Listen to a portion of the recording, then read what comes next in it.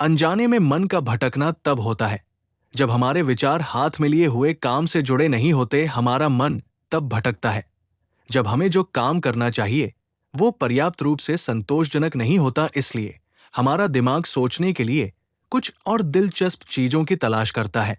हालांकि किसी भी मनोवैज्ञानिक उपकरण की तरह मन का भटकना हानिकारक हो सकता है अगर इसका इस्तेमाल गलत संदर्भ में किया जाए। दूसरे शब्दों में, मन का भटकना तब समस्या बन जाता है जब यह ध्यान भटकने वाला बन जाता है। मन का भटकना हमेशा ध्यान भटकाने वाला नहीं होता।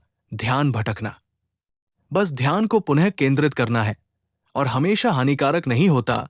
कुछ देर के लिए अपना ध्यान फिर से केंद्रित करने का फैसला लेने में कोई बुराई नहीं है। मन की भटकन को देखने का एक स्वस्थ तरीका है कि मस्तिष्क स्थिर हो।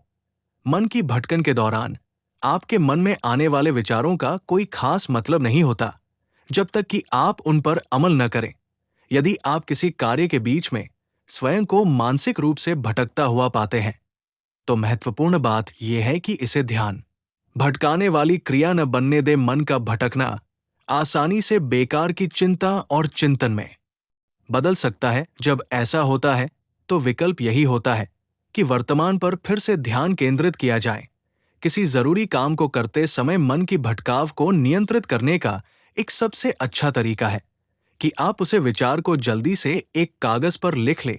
ये एक आसान तरीका है जिसका इस्तेमाल कोई भी कर सकता है।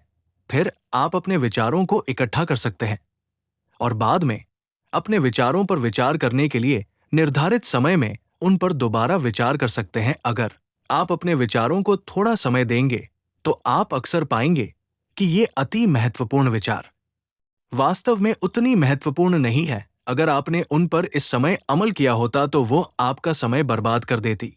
लेकिन उन्हें लिखकर ऐसी योजना बनाते हैं तब उन पर दोबारा गौर करने से उन्हें पाने का समय नहीं मिलता। मन का भटकना कई मूल्यवान कार्य करता है।